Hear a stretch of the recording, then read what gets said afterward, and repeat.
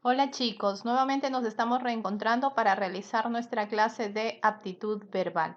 Y el tema que vamos a trabajar hoy día es el significado en el contexto. Cuando hablamos de significado en el contexto, este nos permite determinar el sentido de una palabra. Cuando hablamos del sentido de una palabra, también podemos decir que estamos utilizando un conjunto de palabras y al utilizar un conjunto de palabras hablamos de un enunciado, es decir, que no se trabaja solo con palabras, sino también con enunciados. Pero para ver este tema, para ver el significado en el contexto, tenemos que tener en cuenta el significante, el significado y la referencia. Cuando hablamos de significante es la palabra. Por ejemplo, si yo en este momento digo manzana, el significante sería la escritura, la M, la A, la N, la Z, la A, la N y la A. Ese sería el significante. El significado es el concepto o idea que tengo. Lo que yo me estoy imaginando puede ser una manzana roja, otros se pueden imaginar una manzana verde. Ese es el significado, el concepto que yo tengo de esa palabra. Ahora, la referencia a objeto real es lo que existe y en nuestra realidad, que son las manzanas. Entonces, esas tres palabras tenemos que tener en cuenta para desarrollar el significado en contexto. ¿Y esto dónde se trabaja? En una lectura. Vamos a ver el siguiente, que es recursos para inferir el significado de la palabra. O sea, ¿qué recursos debo utilizar? Está la aposición, las expresiones de equivalencia y también tenemos otro que, que lo vamos a utilizar acá, como lo pueden apreciar, las relaciones de inclusión. Ahora, cuando hablamos de aposición, esta palabra es muy conocida por todos ustedes, ya que lo utilizan lo han utilizado en sus clases de primaria cuando decían Miguel Grau, el caballero de los mares, y el caballero de los mares iba entre comas. Entonces, esa frase, el caballero de los mares, es una aposición, es decir, es la expresión que determina el significado de la palabra o nos explica algo relativo a esta misma.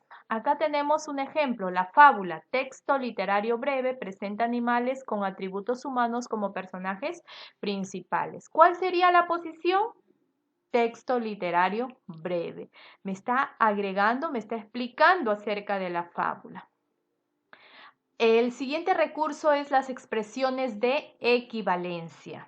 Cuando hablamos de expresiones de equivalencia, inmediatamente vamos a ir recordando los sinónimos y los antónimos, porque acá vamos a reemplazar estas palabras, ya sea por otro sinónimo o por un antónimo, para no repetir lo mismo, para darle mayor expresividad a la lectura o al texto que estamos elaborando. Tenemos acá un ejemplo. Domingo recibió un correo electrónico críptico de parte de su profesor. El enigma lo dejó muy pensativo. Ahora, en este ejemplo, ¿qué se está utilizando? Se están utilizando sinónimos. Sinónimos acá de la palabra críptico, que de repente no lo desconozco, pero acá me lo está aclarando, el enigma. Entonces, como yo ya sé que es enigma, inmediatamente me doy cuenta que reemplaza críptico. Entonces, enigma y críptico son palabras sinónimas. ¿Y cuál es ese significado? El significado de críptico es una palabra que no puede ser entendida por muchos, es un concepto que no se entiende por muchos, que está dirigido solo a un grupo determinado de personas. El siguiente ejemplo, el pueblo estaba devastado, la mayoría de las edificaciones estaban derruidas, solo 3 quedaron indemnes. Acá vemos que no hay ningún sinónimo, pero sí nos damos cuenta que hay antónimos. ¿Cuáles son esos antónimos? Tenemos la palabra derruida, acá tenemos la palabra derruida y indemnes. Indemnes es que no les pasó nada a esas casas y las otras todas se destruyeron. Para eso nos sirven las expresiones de equivalencia, para no repetir la misma palabra, sino para utilizar ya sea un sinónimo o un antónimo de acuerdo al contexto en el que se está empleando. Ahora tenemos el siguiente, que es o qué son las relaciones de inclusión. Cuando hablamos de relaciones de inclusión, hablamos de categoría y hablamos de elementos. Cuando hablamos de categoría nos referimos a los hiperónimos, es decir, a las palabras que tienen un significado mayor, por eso se llama categoría. Y también hablamos de los elementos de este hiperónimo, que son los hipónimos. En este caso, a los hipónimos se les conoce como elementos de la categoría mencionada. Y acá tenemos un gráfico y acá hay 3 palabras. 2 de ellas ya le hemos mencionado, que son los hiperónimos, en este caso serían los artrópodos. Hipónimo es el arácnido, y entre arácnido y crustáceos, que son elementos de una misma categoría, se consideran entre ellos cohipónimos.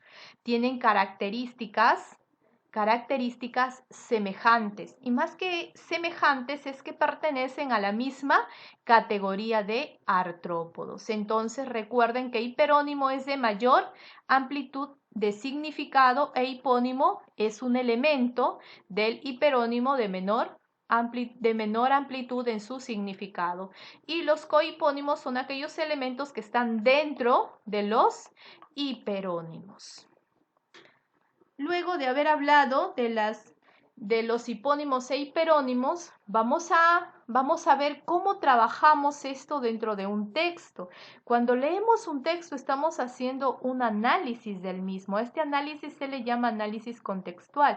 Y cuando analizamos este texto vamos a encontrar palabras desconocidas. Ya estas palabras desconocidas no debemos inmediatamente buscar su significado, sino que nosotros tenemos que deducir o inferir el significado. ¿Cómo lo hago? Leyendo los párrafos o las oraciones que están cercanas a esta palabra.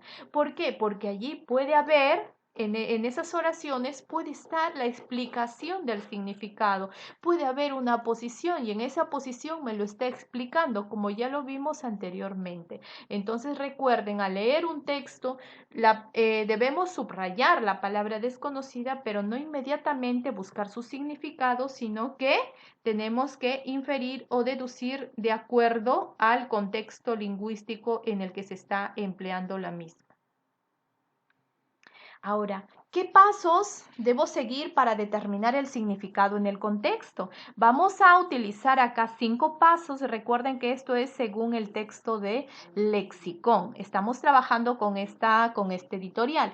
El primer paso es lee, el segundo determina, el tercero establece, el cuarto compara y el quinto relaciona. Ahora, ¿qué vamos a leer? ¿O cómo vamos a leer? Vamos a leer minuciosamente el texto y vamos a identificar los vocablos nuevos o desconocidos, lo que siempre hacemos. Lo identificamos subrayándolos. Luego van a determinar la categoría gramatical a la que pertenecen. Vemos si son sustantivos, adjetivos, verbos, y vamos a identificar la función que están cumpliendo dentro de ese texto. El tercero es establece el contexto y reconoce si se han empleado algunos de los recursos estudiados, es decir, tengo que ver si se están utilizando aposiciones, expresiones de equivalencia o relaciones de inclusión. ¿Recuerdan lo que vimos? Hiperónimos, hipónimos. Eso es el tercer paso, establecer lo que se está o reconocer lo que se está utilizando en este texto, qué recursos se están empleando. El cuarto paso es compara el concepto palabra nueva basándote en tu semejanza con otro término ya conocido. Cuando nosotros comparamos, aprendemos más. Así vamos a ir relacionando el concepto nuevo con conceptos que ya conocemos y se produce nuestro aprendizaje significativo. Ahora el quinto es relaciona el término con el contexto en el que se encuentra y deduce los rasgos del sentido que tenga este según los recursos empleados. La deducción o la inferencia es la clave para trabajar lo que es término en contexto. Bueno chicos, entonces espero que lo hayan entendido, pero también vamos a realizar una clase por Zoom donde ustedes puedan realizar las dudas, puedan realizar sus consultas y aclarar un poquito más el tema. Yo les voy a enviar estas diapositivas para que ustedes los puedan leer ahí con ejemplos, para que lo entiendan y realicen la tarea que se les está asignando. Nos vemos, chicos. Gracias. Cuídense.